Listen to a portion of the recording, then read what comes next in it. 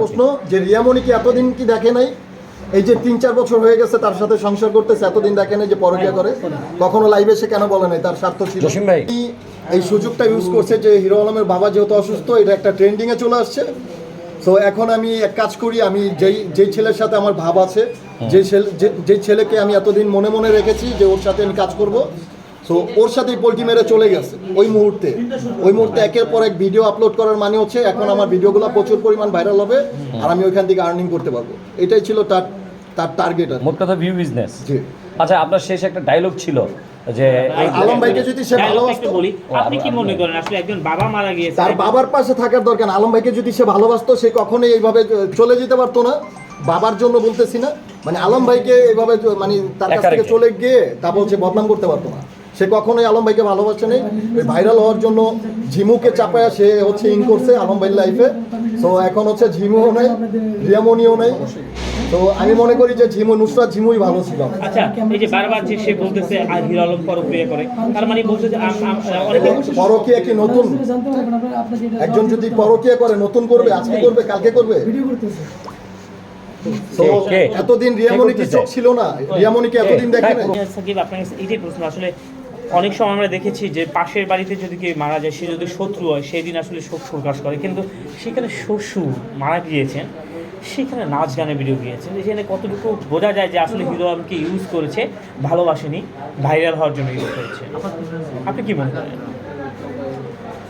মানে কদিন আগে আমি একটা ইসে গেছিলাম ভাই, চার হয়েছে একটা মসজিদের মধ্যে, যে মুসলিমদেরকে হচ্ছে জাগৃত করতে চাইছিলাম একটা আন্দোলনে। বিষয় হচ্ছে যে এখানে একটা লোক মারা গেছে, এটাও কিন্তু যে ওই যে আপনার মুসলিম ওই যে বেধর্মী যারা আছে না, বেধর্মী যারা হচ্ছে এইভাবে চলাফেরা করে, তো তাদের মতোই মনে হয় আচরণটা করছে, ইহুদিদের মতো আচরণ করছে। আর নয় তার থাকার কথা ছিল যে লাশের কাছে, তার থাকার কথা ছিল গ্রামে, কোরআন পড়ার কথা ছিল লাশের পাশে বসে, তাই না? বরঞ্চ আপনি কি মনে করেন জুনিয়র সাকিব হিরো আলমকে শুধু মিথ্যা অপবাদ দিচ্ছে?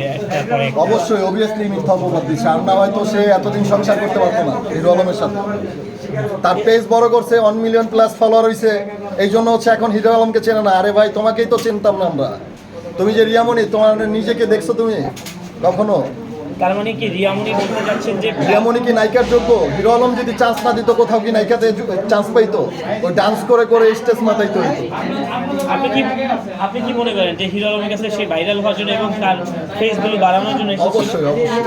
আপনি এটা নিয়ে আসলে কি বলতে চান? যে আমি বলতে চাই যে মানে আপনি আর কোনো সেলিব্রিটিদের লাইফে গিয়ে তাদের লাইফ নষ্ট করবেন না। Thank you. একটা সুস্থ বিচার হওয়া উচিত, যে কোনো নারী চাইলেই হচ্ছে একটা পুরুষকে ধোকা দিয়ে চলে যেতে পারে, কিন্তু একটা পুরুষ কিন্তু একটা নারীকে ধোকা দিয়ে চলে যেতে পারে না। তো আমি মনে করি যে ওই নারীরও হচ্ছে দেনমোহরের যে ছেলেটা যে ক্ষতিগ্রস্ত হয়েছে, এই 2-3 বছর যে তার সাথে থাকছে, সে যে একটা ক্ষতিগ্রস্ত হয়েছে, এটার ক্ষতিপূরণ দেওয়া উচিত রিয়ামণির, আমি যেটা মনে করি। আপনার ক্ষতিপূরণ হিসেবে আপনি কি চান? আমার ক্ষতিপূরণ ভাই এটা পরে, আপনি হচ্ছে আলম ভাইটা আগে বলছেন। যেহেতু মানে আপনার বিষয়টা আগে ঘটে গেছে, আপনার ক্ষতিপূরণ হিসেবে আদালত দেখবে, আদালতের উপরে ডিপেন্ড করছে। এইটা ওইভাবেই তো বলা হয়েছে আমাদের আদালতে। আচ্ছা, একটা ঘটনা আছে যে এই যে পার্কে সত্যাকাণ্ডে দুজন মাইয়া জড়িত, ওদের কিন্তু শাস্তি হয় না, এই বিষয়ে বলবেন? যেমন আপনার এই মেয়েরা অতিরিক্ত বেড়ে গেছে, যার কারণ হচ্ছে মূল বিষয় হচ্ছে এই শিক্ষাকে দেখে অনেক অশ্লীল নারী তৈরি হচ্ছে এই বাংলাদেশের সমাজে। তো আমি মনে করি যে এই শিক্ষার তাড়াতাড়ি করে কার্যকর করা হোক। আর না হয়তো অনেক নারী হচ্ছে, আপনি যে জার্নালিস্ট, আপনিও ঘরে শান্তিতে থাকতে পারবেন না, আপনার ওয়াইফ কোন প্ল্যানিং করে রাখবে আপনি নিজেও বুঝবেন না। তো আমি মনে করি যার অবস্থান থেকে প্রতিটা পুরুষ মানুষ প্রতিবাদ করে তুলুন, যেন কোনো নারী আর এরকম অশ্লীল অঙ্গভঙ্গি করতে না পারে মিডিয়াতে এসে, লাইভে এসে, এবং হচ্ছে কাউকে থ্রেট না দিতে পারে, কাউকে কোনো ক্ষতি না করতে পারে। তো এটাই আমার চাওয়া।